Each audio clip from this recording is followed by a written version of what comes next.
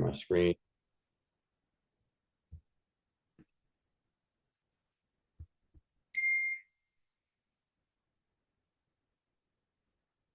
Um, all right, you guys can see my entire screen, right? Yeah. All right, cool. I know I've talked on this one before, so I'm not going to go over it too much, but I know it can feel weird, but with tonality, guys, I feel like a lot of people still the main reason why people that are getting a lot more closes are it's just because they're getting a lot more prezzies, right? So I think one of the biggest things for me why I get a lot of prezzies and I usually on like a full 9 hour day, which is I usually start around 8:30 in the morning and then finish around 5:30. So it's like a solid 9 hours of dialing, maybe a little bit less if you can include like 10, 15, 20 minutes for lunch. But right off the bat, my tone, and I know told this before 100 times, but then I don't really hear anybody doing it. So if you're not getting a ton of prezzies, I think a lot of this comes down to getting through the introduction, obviously, and the tonality with that. So whenever somebody answers the phone, I'll say, "Hey, Bob," and then I'll wait for them response. "Hey, Bob, this is Joseph. I was just giving you a quick call here from the Veterans Benefits Office. How are you doing today, sir?" All right, perfect. So this call was just in regards to that request you had submitted for the new final expense and life options for veterans. And I'm just the medical underwriter that's been assigned to your file. I have your date of birth listed here as October 20th, 1955. Is that correct, sir? All right, perfect. And then it also shows on my side for your military status that you were an honorably discharged veteran. So thank you so much for your service. And now, sir, was your main concern, like most veterans, just wanting to make sure that the funeral expenses didn't fall a burden on any of your loved ones? All right, perfect. And were you also looking to try and leave something extra behind as well, or mostly just worried about getting those expenses covered? So that is my introduction 100% of the time. I'd say it just like that pretty much every single time. And I feel like having that like a little bit louder, a little bit deeper, more authoritative voice really helps me get into a lot more prezzies. Again, these are older people that can't really hear that well, so you have to really work on pronouncing your words and like speaking very clearly, and then also at a little bit louder of a tone. I know it feels funny, but then I'll listen to people and they're like, "Oh yeah, I'm doing that," and I hear them and they're not doing that at all. Like they're just like, "Hey Bob, this is Joey. I was just giving you a quick call from the Veterans Benefits Office. How are you doing today, sir?" Like cut that shit out. Seriously, just like speak in a more authoritative tone. If you once you get into your prezi more and you're past the intro, you're in health questions, like that's all fine to, not be as much like sound like a robot or like a dick. But I seriously think it makes a big difference. So just try it out for a few days. See if you get more prezis because I promise you it works for me. Um, next, any questions on that? And then usually I'm jumping straight into this. I'll pretty much skip this part altogether. Pretty much skip this and just kind of jump right in this. So after say, all right, perfect, sir, simple enough. And then, God forbid, Mr. Bob, if something happened to you and you were to pass away, who would be the beneficiary here? Who would be responsible for paying for your funeral and picking up all the pieces tomorrow? And obviously, if they say yes, like I seriously think I would still get 5 to 7 plus closes every single week just by not even overcoming a single objection here if you're making the right amount of dials. But I still will get, a few closes a week because they're like, no, I already have that covered. And as you guys kind of just heard me on that call in, if you were on a few minutes ago, like, all right, perfect, sir. So you already have the cost of your burial or cremation covered. Again, I'll confirm that with them. And then from there, it's okay, perfect. So you got that taken care of. Did you prepay through a funeral home, or do you already have some life insurance coverage in place for that? All right, perfect. How much coverage do you already have? If they have a small amount of coverage, like less than 20,000, I'm probably going to say something like, all right, perfect, sir. And you've had that in place for a while. Okay, great. So then with this request here, I'm assuming you're just looking to add some additional coverage just to make sure that the entire cost is covered to adjust for inflation and potentially leave some extra money behind as well. Is that correct, sir? And then if they have like a ton of coverage, like $100,000 plus of, or 50, 30, $50,000 plus of coverage, whatever it is, I'll typically say something like, all right, perfect, sir. It's great that you already have some coverage. With this request here, then, Were you looking to just add some additional coverage specifically to take care of the final expenses? That way, your existing coverage can be used for bills, to leave a legacy, other things like that. Were you just looking for a smaller policy just for the final expenses? Or were you look and if they're like, no, like, were you just looking to add some additional coverage to leave some extra money behind for your loved ones? So I'm gonna like ask, like, if they give you the objection, they already have coverage. I'm just, no matter what, like, I'm assuming they put in a request for coverage, right? So I'm just treating it as such because at the end of the day, that's what it is. And I think that's like the biggest thing with lead based sales versus cold calling is like, you just have to have that attitude of, you submitted a request for coverage. I'm here to help you. If you're busy, I'm busy too, Bob, but you submitted the request for coverage. Like, what is it that you need? You know, like, you gotta have that very assumptive attitude that no matter what, they're looking to add coverage. And I'm almost gonna act like confused if they tell me if they're not. I'm like, well, Bob, you submitted this request for coverage here. Like, that the like my kind of my Hail Mary, which typically won't work, but I'll usually ask like a Hail Mary before I let them go. It's just like, well, Bob, you had submitted a request for coverage here. You don't have your date of birth is this, blah, blah, blah. You live in California, correct? All right, perfect, sir. Well, then when you filled this out, what exactly were you looking to accomplish? Were you looking to see if you can get a better rate on what you already have? Or were you looking to add some existing coverage here to leave some extra money behind? Like, what was it that you were looking to accomplish, sir? And I'm not like being a jerk about it, but I'm just like being very firm and just, again, just trying to get that first yes, no matter what. You just got to get them on the same page of like, they need more coverage for whatever reason it is. And I'll ask like 4 or 5 or 6 different questions to try to pull that out of them, because maybe it's not final expenses. Maybe it's a mortgage. Maybe it's other debts. Maybe they want to leave some money behind for somebody. Maybe they just need like additional coverage because they want to get buried and they only have 10,000 and they know it costs like 15,000 now. So that's the first thing, is just tonality and just like really focusing on getting that first yes to be able to get through the intro.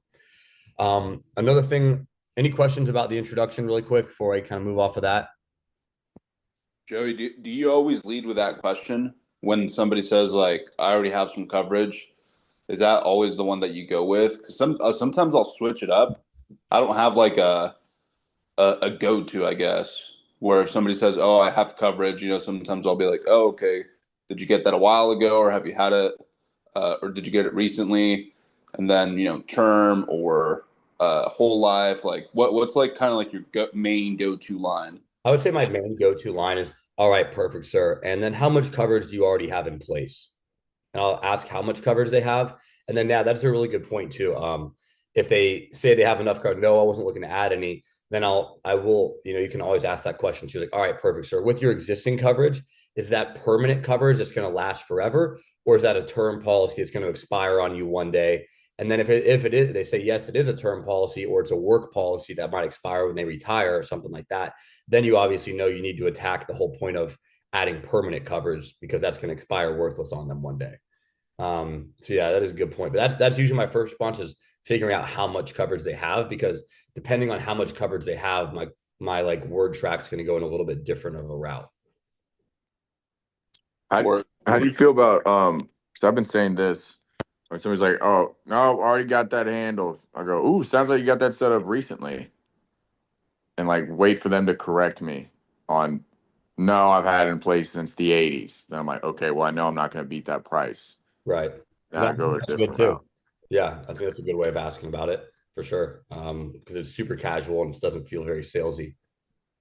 Yeah, and you're not really asking a question. You're, Right. You're just letting them like tell you and letting them explain, yeah, leaving it open ended. right. Yeah, no, I like that too. Um, what else do I want to talk about? So I feel like also too, another reason why I am able to get a lot of prezzies is because honestly, guys, my prezzies are pretty quick. Like, I'm not veering off the script much. I try to keep it very in line, like especially if we have a talker, I'll always try to like shut down the conversation and bring it back into what we're talking about, while still trying to build rapport with them a little bit. But I usually try to keep it like pretty on pace. I would say my average prezzy from like pickup till off the phone is like 30 to 35 minutes. Like, I feel like I do them pretty quick. And if you're taking 45 minutes to an hour with each person, it's obviously going to make it to where you're not going to get as many prezzies.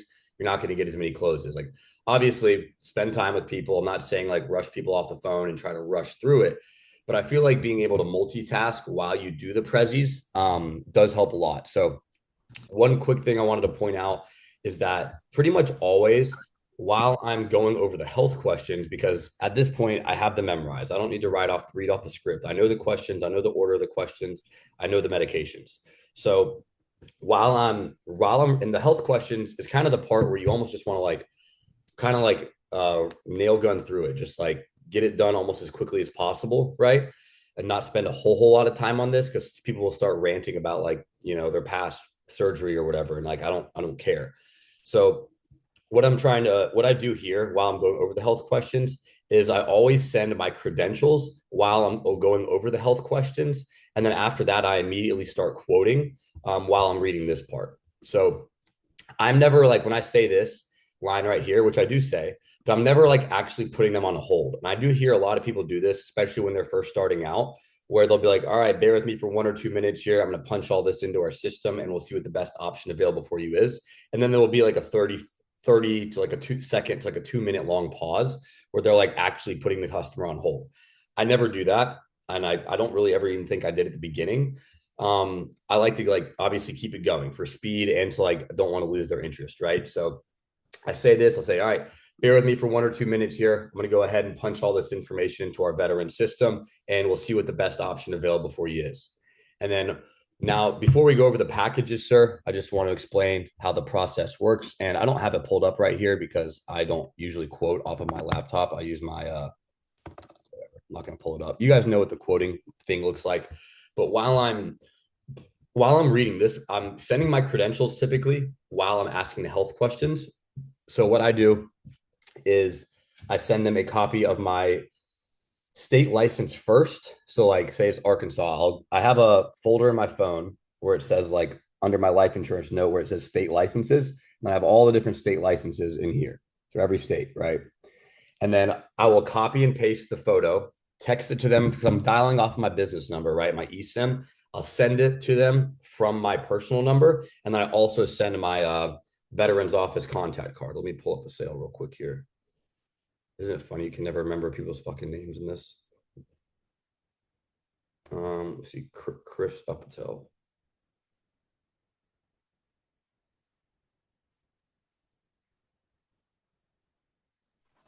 Joe, you always text them off your personal line? Yep. I read somewhere that if you text the same number or the same message to like a number that's not saved in your contacts repeatedly, you can get your number listed as spam. Well, I think my personal number is already listed as spam, to be honest with you. Oh, never mind then. All right.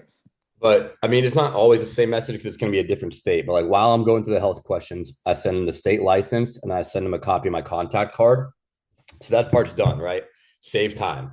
And then usually as I'm going through the rest of this, before I get either while I'm going over benefits or while I'm going over this part, I start the quoting process. And then, or of course, while I'm reading this. So how I usually read this is, all right, perfect. So you get text messages. All right, perfect. So I went ahead and I already sent you over. I'm not saying like I'm going to send it now. Like I already sent it because I sent it while I was doing the health questions usually. So while we've been talking, sir, there's just a new protocol here in the state where I legally have to send you over a copy of my Department of Insurance license just so that you have it for your records. So in your text messages, sir, I sent you two different images. The first one is a copy of my Minnesota state license or my Department of Insurance license that has my license number and all of my credentials on it.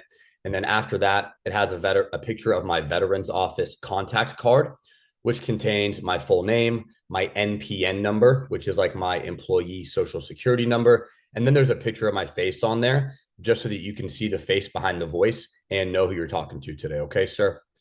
And then usually I'm not even like, did you see that? I'm just like, all right, you got that? All right, perfect, sir. And then right into this. All right, so I'm going to give you some information about the benefits that come with this type of plan specifically for our veterans. Do you have a pen and paper handy, sir? And then again, I'm getting them to go through that and write this down. Any questions real quick on like the state licenses, when to send that, how to send that? I mean, that's pretty. Are you pulling all those from NIPR? Did you go back into all your emails and get the licenses? I looked on NIPR and couldn't really find like where they had the database of all the licenses. So most of them, they will just email a copy to you. And like when I applied for what I recommend doing was, so when I applied for my state licenses, I bought all of my out of state ones at once. I know that's not feasible for most people. So what I recommend doing though is having like I said, like somewhere in your phone, whether it's like a photo album, somewhere where you could like organize it by states, you could easily find each state license. I recommend doing the thing I did in the notes. It took me like 30 minutes to an hour. I did it one day while I was like sitting in a sauna or something. But have them saved somewhere. So every time you get a state license, at this point, most of us should have like 20 plus, right? So you should have somewhere where you have all of your state licenses saved and it's organized by state. That way you can easily go find it, copy and paste it, and send it to each person. If you don't have the state license for that state yet, fine, just send them a copy of the contact card and take out the picture of the state license. But I do think it makes a difference sending both. It's more credibility. So and at this point, everyone should have at least 10, 20. So you should have, and if you're selling somewhere that doesn't have that state yet, no big deal, of course. But if you do have that state, you should be using it in every prezi you do with that state. So yeah, I'm just like I have them saved somewhere on my phone in my notes app, and then I, go from there. Let me see if I can actually pull it up from right here. I don't know if it's going to transfer over to my,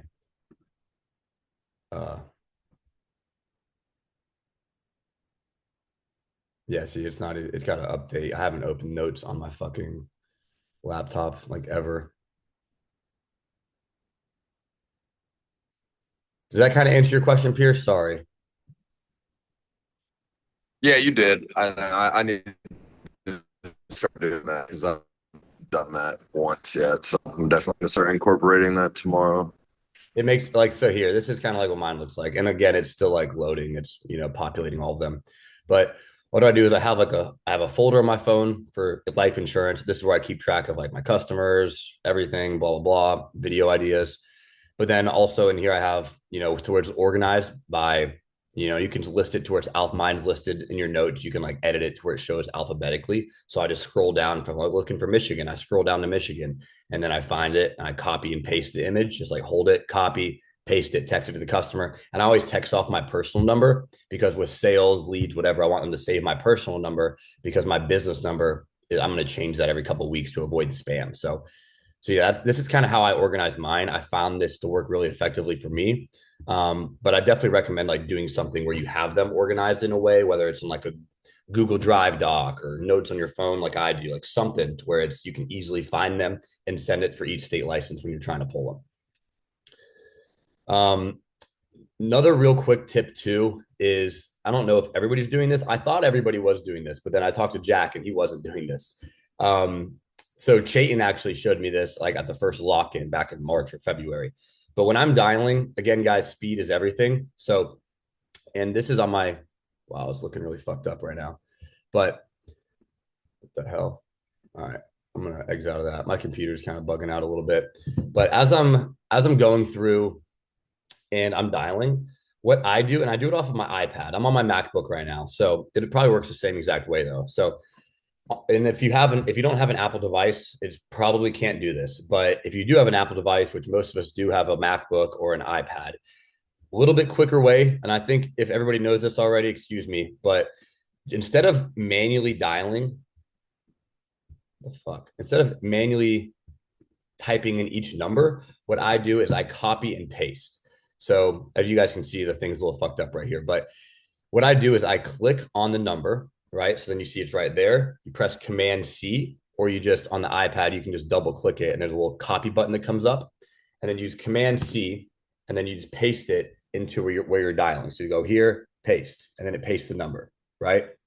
So I feel like just doing this and like for each time you're about to dial a new lead helps save maybe 5-10 seconds every time you call a lead, but we're calling 100 plus leads every single day. So that's going to save, 30 minutes to an hour over the course of a day.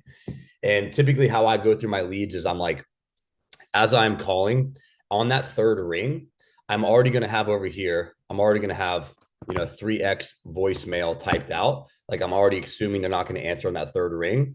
So then I as soon as that third ring is going, and then I copy and paste the next number. So it's already in my Apple clipboard and it's already ready to go. So as soon as I leave the voicemail or end the call, I'm already just boom, copy and paste the next number. And then I'm like on to the next ring. They do have softwares out there called power dialers where you can set it up to where it just calls each lead 3 times in a row and you don't have to do anything. I haven't really bothered with that because I feel like my method is just as quick, really. Just takes a little bit more work and you got to like stay on top of it. But again, just real quick tip, if you're not doing that, I find it a lot faster to, just sit there and copy and paste the numbers instead of manually typing in each one. Any questions on that really?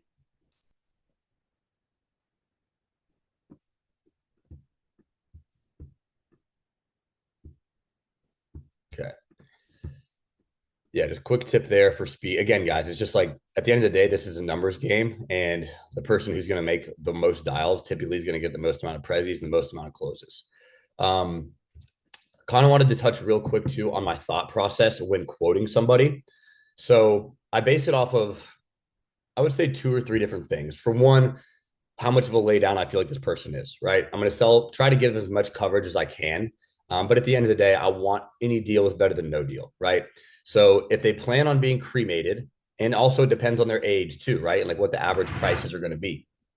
If they have a ton of income, somebody that's making over $5,000 a month between their Social Security and disability, like they tell you they're bringing in over 5,000, maybe 6 or 8,000. I know I can get away with more coverage. So I'll probably start the lowest package somewhere around like $80, next one around 110, and then one of them around like 150, 200.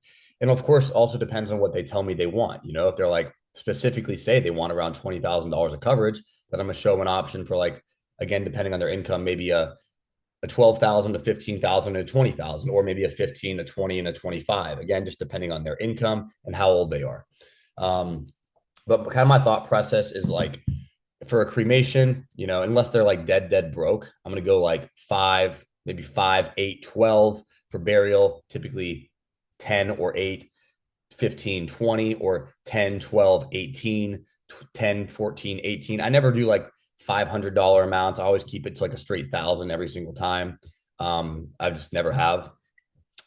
And then it's really just trying to figure out, like, I'll usually have one package, again, if they're like, I just want to be cremated, just something very small, even if they're young and it's going to be like $30, $50, $70, like I'll do that if that's what they want. But at the end of the day, I'm typically going to try to have one package between 50 and 80, one package between 80 and 110, and then another package between like 110 and 160. Just depending on their income, what they want covered, and like what their goals are and how much they feel like they need. And then also on any questions about like quoting or anything like that? Nah, I like it. Okay. And again, it's just like you can always go down, or you can always go up. Like there's been a couple of times when after say they select the gold package, right? And especially if they're a higher income person and they select the gold package, then you're always kind of like, and it feels like a laydown, then I'm typically like, shit, I could have went higher, So what I'll do sometimes in that situation is say I give them like a 10, 15, 20, and they pick the 20. This actually happened the other day to me. And the guy, it was like 200, it was like $180 a month or something like that. And he picked the gold package. I was like, all right, sweet, and it was feeling like a lay down. I went through everything. I got I got the social, got the banking, we were done.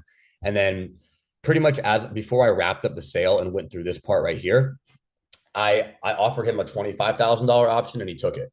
So I was like, oh, and by the way, sir, so typically, most people wouldn't qualify for this sort of thing. But being that you are in pretty decent health, I think we would be able to get you approved for it. I know the gold option is totally fine, sir. I'm happy to submit a request for coverage for that one because at the end of the day, this is for you and what you feel like you need. But there also is a $25,000 option. You can call it like the platinum option or whatever you want to call it, where if you wanted to add an additional $5,000 of coverage instead of 180, it would be like 205 or 210 or whatever it is. Would you want to stick with the gold option, the one you had already decided on, or would you want to, increase it even further for your daughter? You never know. You might get a little bit bigger of a policy that way. Just keep in mind, like you can always do that. And then, of course, if somebody's broke, blah, blah, blah.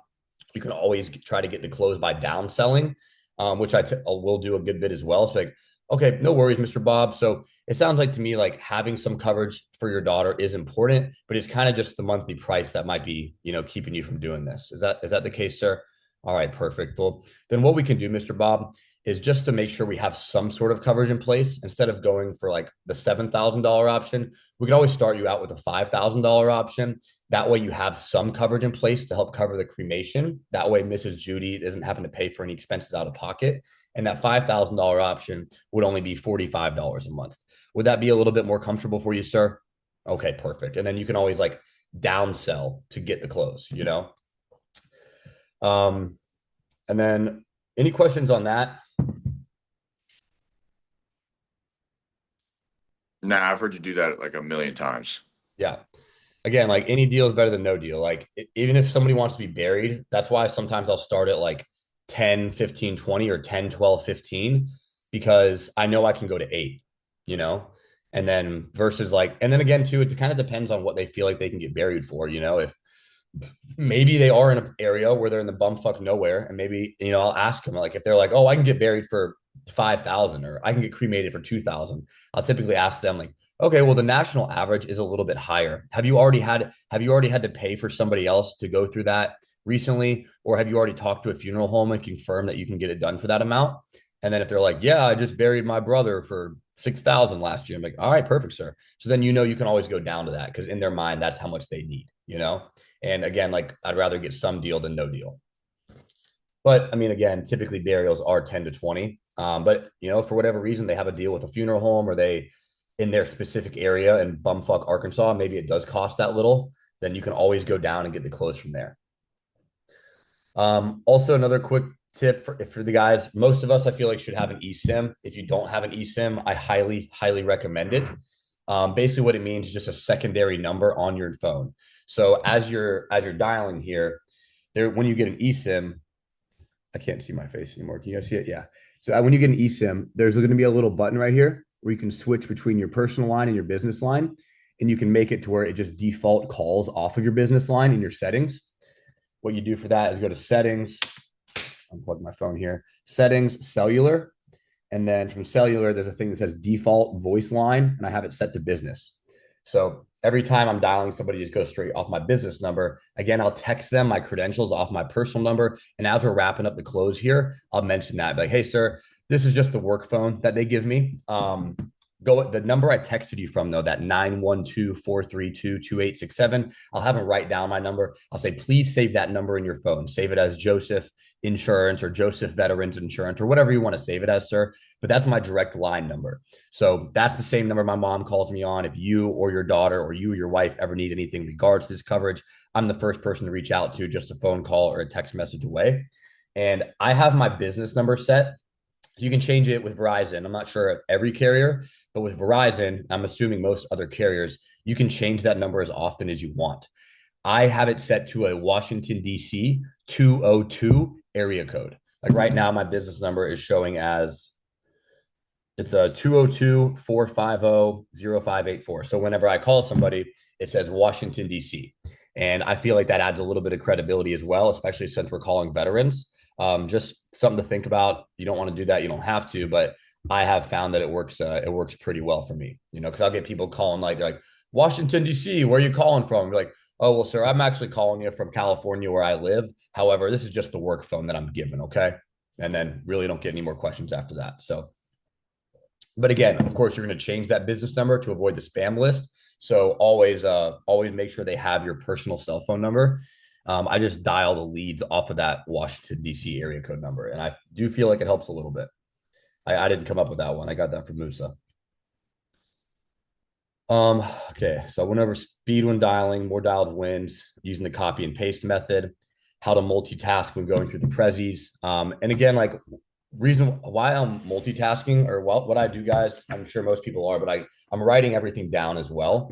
So it's like have their name, have the beneficiary, have their income, have their bank at the top, the state they live in, smoker, non-smoker, I have the health questions, and then like I have the quotes written down on my book here. So it's just in my opinion, like the speed, you should never really been putting somebody on hold.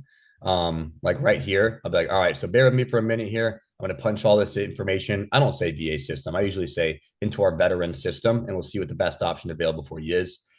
And then I immediately go. And then before we go over the packages, sir, it's going to explain how the process works, but I'm reading this pretty much verbatim right here. And I told you guys how I read this a little bit differently right there because I'm sending the state license as well. But again, it's just like all about speed in my mind. I'm not gonna like rush people, but there's no reason to ever realistically put somebody on hold. I feel like everybody has the ability to read and like send or read the script and send some pictures of your state license. If that's a little bit difficult for you because you don't have it really memorized yet, no big deal. But just try to like send the state license while you're doing the health questions or something. So you're not really actually putting people on hold and wasting a few minutes right there. And then another thing too, I do just to point out something I might do a little bit differently is I go through these options, right? And then before I ask the closing question of which one works best for you, I'm typically going to repeat them. I feel like, and I felt the same way about when we used to sell solar. If you're just like immediately dropping numbers and then, all right, when's the site survey or whatever, you're asking for the close like immediately after dropping numbers, it hasn't really had time to like register in their brain. And it's just going to give them the one more reason to say no, or they want to think about it because they might not be sure which coverage amount they want to go to. They need like a minute or two to process it, right? So what I do is after I read them off, like, all right, perfect, sir. So I'm going to go ahead and repeat these nice and slow one more time for you, just to make sure we're on the same page and you heard me correctly. So, and of course, if they're 75 or younger, I'm going to say, and of course, in the event of an accidental death, all coverage amounts for your daughter Judy would double.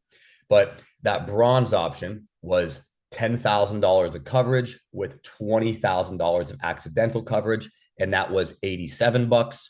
The silver option, that was the $15,000 of coverage with $30,000 of accidental coverage, and that was $155 a month. And then lastly, sir, that gold option, that was $20,000 of coverage with $40,000 of accidental coverage, and that was $189 per month. Okay. And I'll wait for them to acknowledge and like, all right, perfect. So given those three options, the gold, the silver, and the bronze, which one makes the most sense for you, sir? And then, of course, wait for the answer. Hope they pick one, get the deal done, and then handle the objection if they'd still are giving you one. But I feel like that's something a lot of people don't do is they just read them and then they go immediately into this. I like to repeat it one more time just to give them a little bit more time to process. And then again, I'm bringing up the beneficiary name as much as I can. I'll use it right here when I'm listing these out. I'll read the beneficiary name a lot when I'm reading out the accidental or reading like these things. Like I try to, especially towards the end of the close, I'm trying to bring up the beneficiary's name as much as I can. Then to speak very loud and slow and clear here so there's no confusion because a confused mind is always going to say no. So that's another little thing I do pretty much every presentation. And then you'd be surprised too, like if you guys saw that clip that I uploaded on Instagram, that reel, a few, not every time, but it happens, I'd say at least once or twice a week, where as I'm repeating it the second time, just going over the coverage amounts and the monthly one more time to give them more time to process, they'll stop me and they'd be like, actually, I'm good with the silver option. Like they know I'm about to ask for which one works. So I think it helps with the easier closes. And then again, it just like, and I really like to reiterate the difference in size numbers. So it's like $10,000 of coverage with $20,000 of accidental coverage for $87. So it's like I'm trying to, with my tonality and how I'm saying it, I'm making the benefit amount seem like a huge number and the monthly payment feel like a small number, or at least that's how I'm how I'm thinking about it in my brain. Any questions on like the quoting or like really just like wrapping up the close while we're on this? Are you saying the cents? Like $87.24? Nah, I never have. Never? Okay. I don't know I why. like the way that. I mean, like, oh, go ahead, Mo. No, I was just gonna say I really like the way that you do make the coverage amount sound like a huge amount, and then like minimize the actual monthly payment. Yep, $87. Sometimes I'll like to emphasize because I do that too. I'll be like, it'll be just $50 a month. Yep, just 50 Or bucks like, with your yeah. discount. And I don't know if I did it just then, but I usually do reiterate veteran discount as well. I don't know. I typically do say that. Or maybe not when I'm reiterating every time, but obviously when I'm originally giving the prices, I do say with your veterans discount at the end of each, after I give the monthly price. Joey, once you wrap everything up, You get them approved. Are you sending them a text every time? Yeah. So, but I mean, I typically will do that obviously once I have the application submitted, you know. So Yeah. if it's one that I'm not doing on the phone with them, I'm going to wait till, you know, later that night or the next day when I send it to them. Yeah. I usually, just because being busy, like I don't always have time to submit those applications the exact same day. So I usually tell them it can take up to 72 hours. It can take, you know, 24 to 48 hours for me to get the approval. Sometimes it comes the same day, but as soon as I do know you're approved, sir, I'm going to shoot you a text message with the policy number and a screenshot of my screen so that you can see you were fully approved. But then you'll also get I say that right here, right? I kind of add that line in. So, but you'll also still get a policy packet in the mail, and that'll be coming to, and I'll confirm the address again. And that typically takes 10 to 12 business days or 8 to 12 business days. So just keep an eye out for that. It's a pretty big packet. You can't miss it. And then like, all right, and like, all right, sir. And by the way, that number I texted you from, that's my direct line. Have them write it down. Um, that's kind of how I do that at the end there. But no, not always. Like, but if I'm doing America or Ethos, like I will send them a screenshot while we're on the phone so they can like see it was approved. And I like to really read it. Well, something I kind of added in recently is, especially if I get them approved on the phone, I'll say, so when, as I'm kind of add that into this part. All right, so at this point, sir, everything is fully submitted. You were fully medically approved. There is quite literally nothing else you need to do. So if anybody ever calls you asking for any personal information, so I add that line in where it's like, if I know they're approved, we did it on the phone, which is probably about half the time now for me.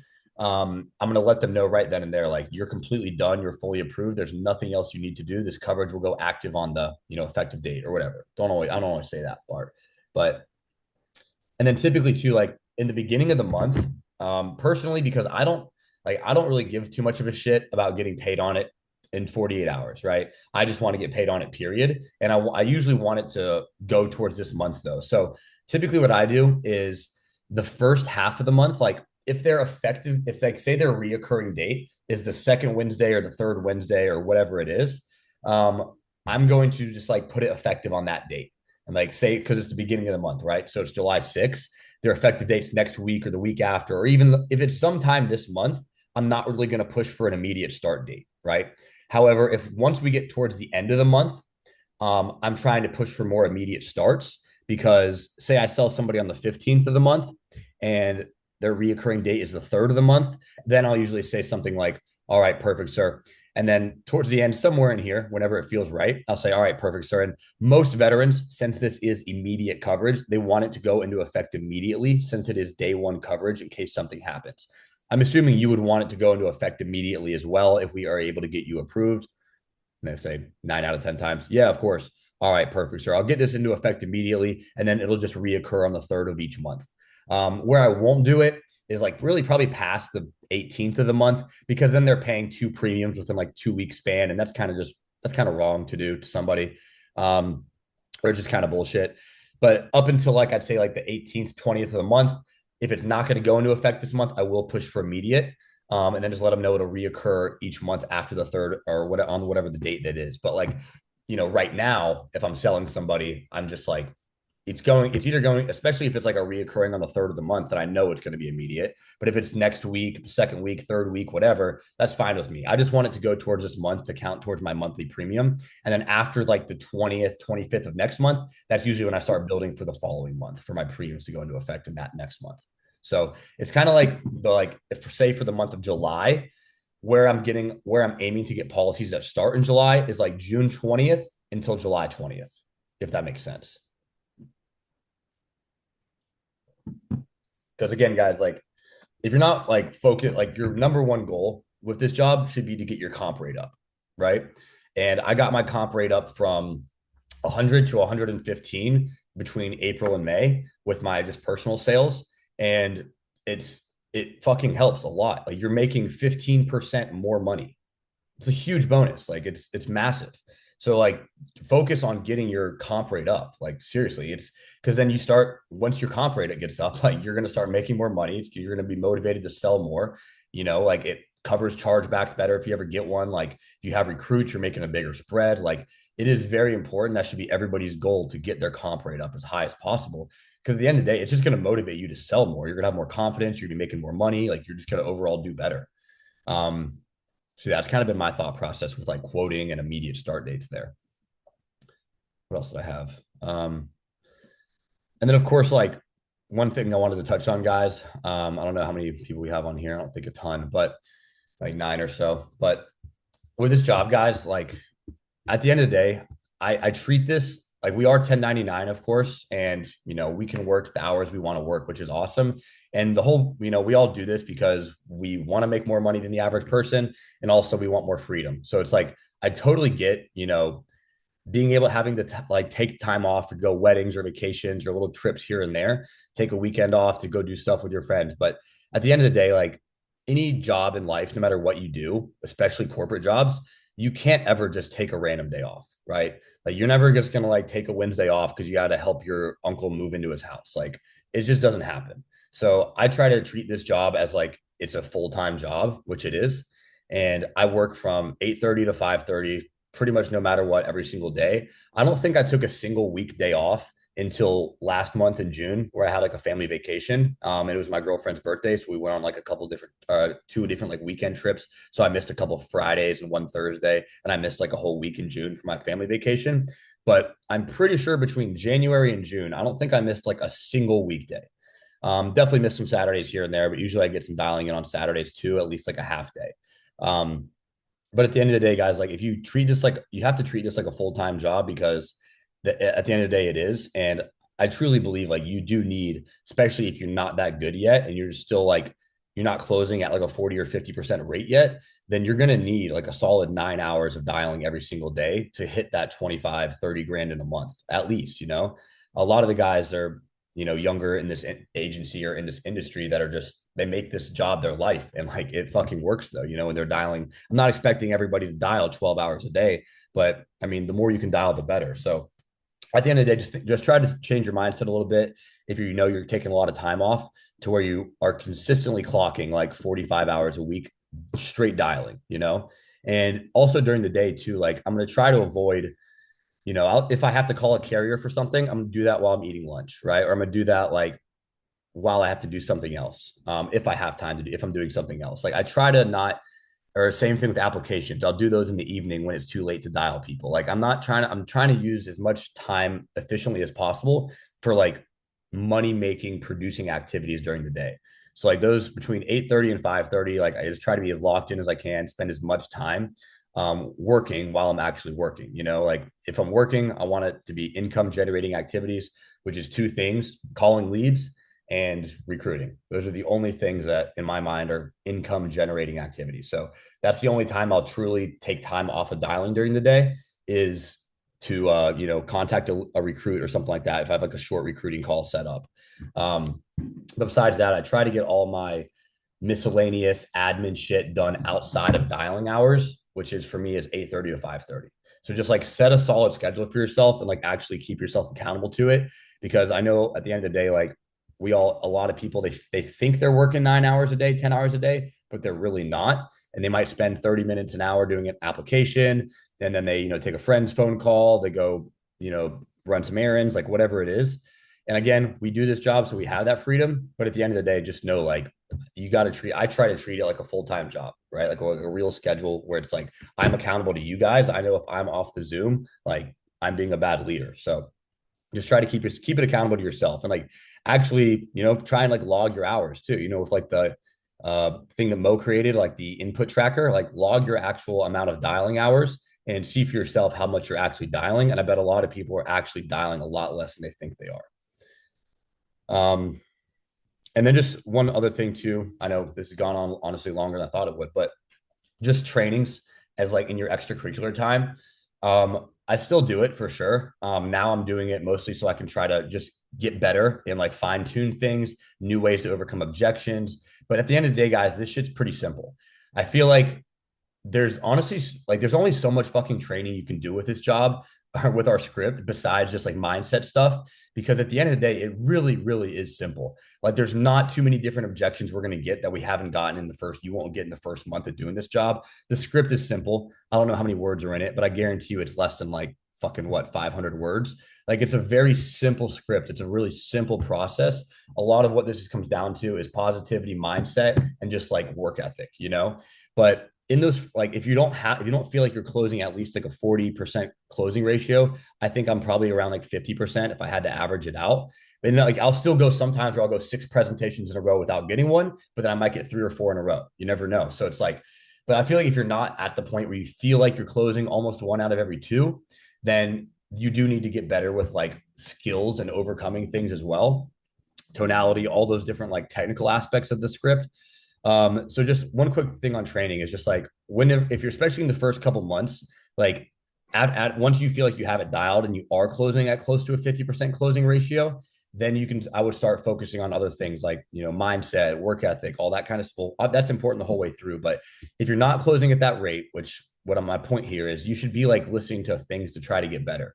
Like whether it's, 3 times a week on Monday, Wednesday, and Fridays at 9 a.m. Eastern Standard Time, they have closer trainings from guys that are selling over $40,000 every single month, that hop on and go over their tonality, go over their objections, go over their script. Like, it's not mindset training on those Monday, Wednesdays. Those are like Monday, Wednesday, Fridays. That is like actual sales training. So highly recommend putting that on in the background, even if you have to hop on the Zoom or hop off of our Zoom room. Like, you don't have 2 screens where you can do both.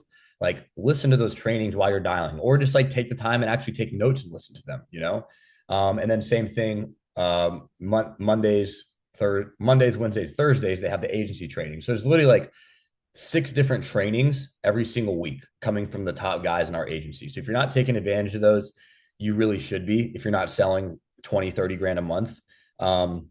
And then also, like, while the first couple of months of doing this, while I'd be at the gym, while I'd be walking my dog, like I would have on some sort of YouTube video with, life insurance. Like, you just search in YouTube, like life insurance training videos, right? You're going to life insurance final expense, overcoming the I want to think about objection, life insurance final expense, I want to talk to my spouse objection. Like, and you can just find these videos, listen to them on repeat, and just add like new objection closes, new things to your toolbox. Yeah, that video you sent Thursday, I watched a bunch of that guy's videos. He's pretty helpful. He is. I forgot his name. Yeah. Yeah, he's really good. I like him a lot. When I was first starting, he's like one of the ones I listened to on repeat. And then so I know I've sent this out, guys. I think I sent it yesterday in the group chat, but please do save that PDF. I want to say I did, but I really gave my girlfriend all the links and told her what I wanted on it, and she spent a little bit of time making this for me. But I have in that PDF that I sent out to you guys, it has it has the evening calls sent on there. It doesn't. I should also put on here the morning trainings as well. But just know there are morning trainings on Monday, Wednesday, and Fridays as well. Then quick links. This is for the agency note, and it's saved as a PDF, but they're all hyperlinked. So this is the agency Notion. This is the All-Star Life Group School videos that Wiley created. They're very simple, but they're good videos when you're first starting out.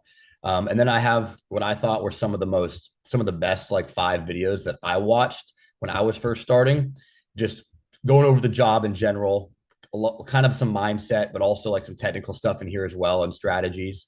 Then again, just other videos that I liked that I hyperlinked in here for everybody that I watched when I was starting. I probably watched all these videos twice each at least.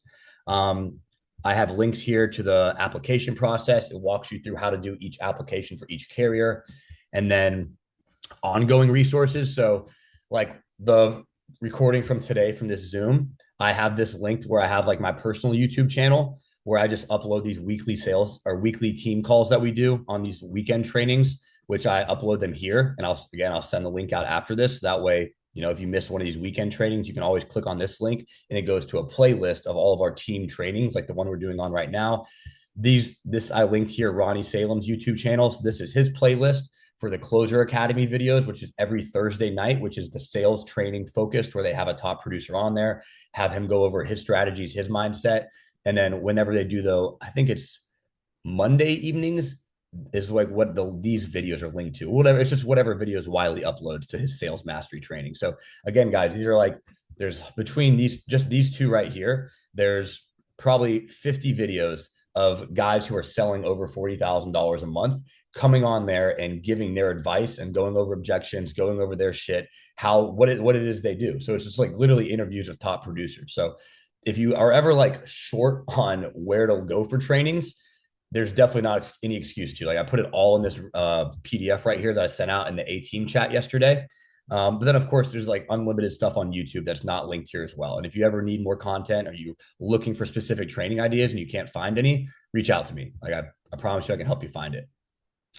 I also threw in here, and guys, do save this PDF even if not for you, so you can send to new guys, right? So I put in here like tips for dialing leads using eSIM, how to set up the area code, dial each lead 3 times in a row, make sure you're keeping track of how many times you dialed it, having the copy and paste on your MacBook, let leads sit for a day before dialing them, answer your phone inbound calls, triple dial the lead when they send a message, disposition on ringy, save the client's phone number, just all these little things. Of course, we have a copy of our schedule in here. And then I put the underwriting frequently asked questions and tips for each carrier in here as well that you can also find on the agency Notion. So that's kind of what's all in that PDF that I sent out yesterday. I've sent it out a few times, and whenever I change something and make it a little bit better, I'll save it again and resend it out to you guys. But yeah, that's kind of the last thing I wanted to touch on was just like you got to really want it with this job, and if like you're not kind of obsessing about it in a way, like you do need a certain level of obsession to like hit those really high numbers. Like I think you can get to $20,000-$30,000 a month by just working the hours and being decent at what you do, but I don't think you're going to get to 40,000 plus unless like you kind of are truly obsessed with this and you really really want to make a ton of money, and you just got to be super fucking hungry. So yeah, but that's it. Anybody have any questions? Good stuff. Good Appreciate you, stuff. Joseph. Thanks, Joe, man. All right, guys. Yeah, I Yeah, know. bro. Appreciate it, man. Of course. Yeah, this training was kind of I just kind of wanted to hop on and just like brain dump my thoughts that I was having last night when I wrote down the outline for this training. It was kind of just a brain dump of like shit that I feel like little tips, tricks, and stuff that I'd say and do a little bit differently, and just kind of my mindset behind this job. But yeah, if you guys have any questions, of course, as always, feel free to shoot me a text. If you have any ideas on what we want to train on next week, please let me know. But besides that, I mean, I don't really have anything else for you guys. Thanks, Joey. All right, guys. Thanks for hopping on Sunday. Peace. See you guys. See ya.